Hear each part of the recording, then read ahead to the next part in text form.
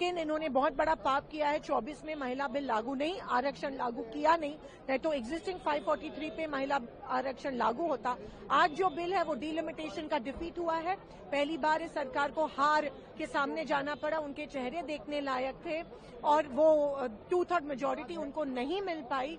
और आज हम बार बार मांग कर रहे थे कि डिलिमिटेशन और महिला आरक्षण बिल को मत जोड़िए, लेकिन ये जो पाप किया है, अन्याय, वो उन्होंने देश की महिलाओं पे किया है और आज उनको भुगतना पड़ेगा। 2/3 मेजोरिटी नहीं मिल पाई, बीजेपी सरकार की डिफीट हुई। डिलिमिटेशन जो देश की अखंडता को धोखे में डाल रहा था, वो बिल आज डिफीट हुआ। जो देश को तोड़ने की कोशिश कर रहे हैं वो उनके खिलाफ गया है, बिल डिफीट हो गया है और ये बीजेपी के अंत की शुरुआत है।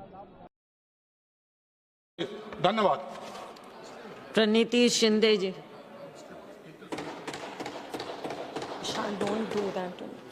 धन्यवाद सभापति महोदया, आपने मुझे इस बिल पे बोलने का अवसर दिया।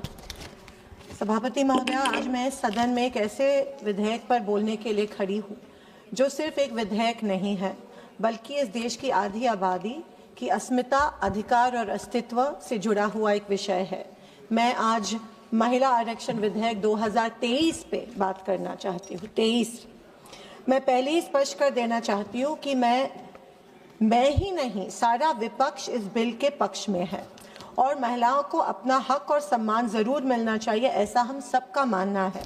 लोकतंत्र के इस मंदिर में महिलाओं को आरक्षण मिलना ही चाहिए और इसीलिए हम 2023 में इस विधेयक को पारित कराने के पक्ष में हैं। 2023 से हम ही थे जो ये विधेयक जल्द से जल्द लागू हो, इसके लिए आग्रही थे। लेकिन तब इस सरकार ने सेंसस 2027 की अनिवार्यता और इसके बाद होने वाली डिलिमिटेशन का कारण देते हुए उसे आगे ढकेला था। नए पेंच डालकर इसे लागू करने से ये सरकार 3 साल मुकरती रही और इसे टालती रही और आज अचानक इसी बिल को तत्काल पारित करने के लिए इतनी आतुर क्यों है? ये सरकार इसे ऐतिहासिक बता रही है, लेकिन मैं पूछना चाहती हूँ, आप इतिहास बनाना चाहते हैं या फिर जल्दबाजी में ये बिल लाकर सिर्फ चुनावी फायदा उठाना चाहते हैं? हर इलेक्शन के पहले ये बीजेपी सरकार या तो जुमलेबाजी करती है या कोई धमाका करवाती है या लाडली बहन जैसे रेवड़ी बांटने वाली योजनाएं लाती है। इस बार भी जैसा इस सरकार का कुटिल चलन रहा है, पश्चिम बंगाल और तमिलनाडु के चुनाव को मद्देनजर रखकर ही ये खास सत्र बुलाया गया, ऐसा मेरा मानना है। इसे साबित करने के लिए मैं कुछ तथ्य रखना चाहती हूँ। 2023 में लागू हुआ नारी सम्मान अधिनियम पश्चिम बंगाल और तमिलनाडु के इलेक्शन के बाद भी पारित हो सकता था, क्योंकि 29 में लागू करना है। कुछ ही हफ्ते की बात थी, मगर नहीं, मौका चला जाता। इसीलिए सिर्फ और सिर्फ इन 2 राज्यों की महिलाओं को बरगलाने के लिए और एक प्रलोभन देने के खातिर इस बिल का इस्तेमाल ये सरकार करना चाहती है। दूसरा, इस महिला आरक्षण बिल की आड़ में बिना नया सेंसस करवाए डिलिमिटेशन का बिल भी सोची समझी साजिश से पारित करवाना चाहती है, पर हम इनकी ये बेईमानी सफल होने नहीं देंगे। ये कैसी सरकार है जो वोटों के लिए अपने ही देश की महिलाओं की भावनाओं से खिलवाड़ कर रही है और अपने ही देशवासियों से फरेब कर रही है? शर्म आनी चाहिए इन्हें। अगर इस सरकार की मंशा साफ होती तो सही मायने में महिला का उत्थान इनका अगर लक्ष्य होता तो 2023 में ये अधिनियम पारित कर 2024 की लोकसभा के चुनाव में ये लागू कर देती। आज भी बिना डिलिमिटेशन से इस बिल को जोड़े कर 543 सीट्स पर 33% आरक्षण लागू कर दीजिए, ताकि 29 में इलेक्शन में महिलाओं को उनका अधिकार मिल सके। पर नहीं, इनका असली लक्ष्य है धोखे से डिलिमिटेशन बिल को पारित करवाना। मैडम, डिलिमिटेशन का ये विधेयक पूरी तरह से खारिज किया जाना चाहिए, क्योंकि ये महिलाओं के आरक्षण को नए डिलिमिटेशन से जोड़ता है जो अनावश्यक है।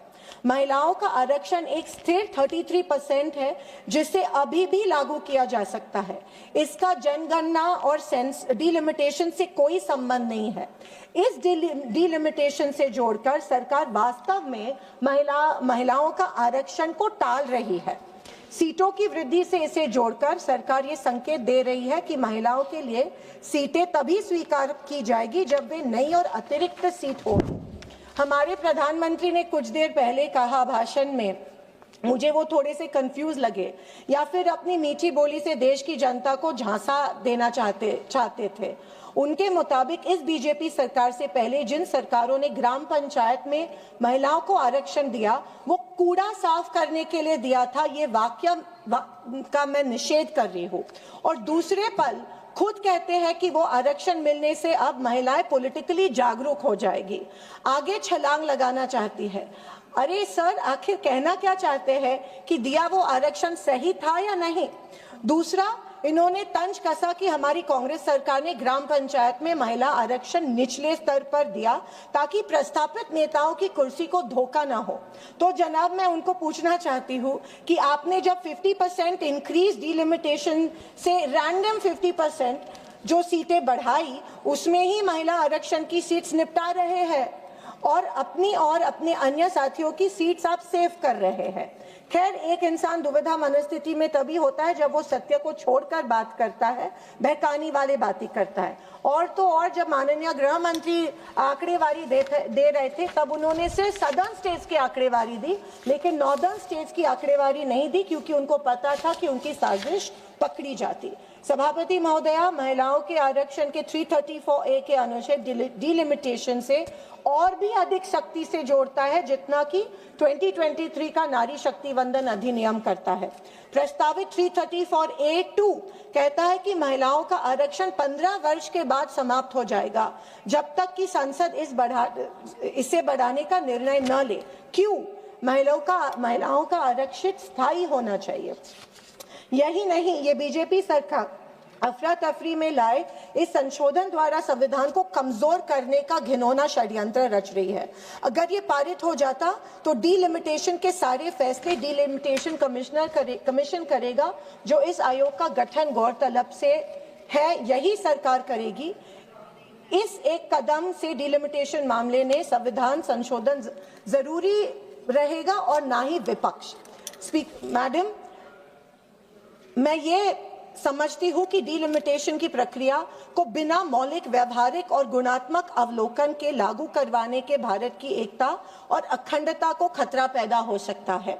वोटों के लिए दुश्मन देशों पर सर्जिकल स्ट्राइक तो फिर भी मैं समझ सकती हूँ, ठीक है, पर ये तो वोटों के लिए अपने ही देश में सर्जिकल स्ट्राइक साबित हो सकता है। इसका थोड़ा एहसास रखना चाहिए।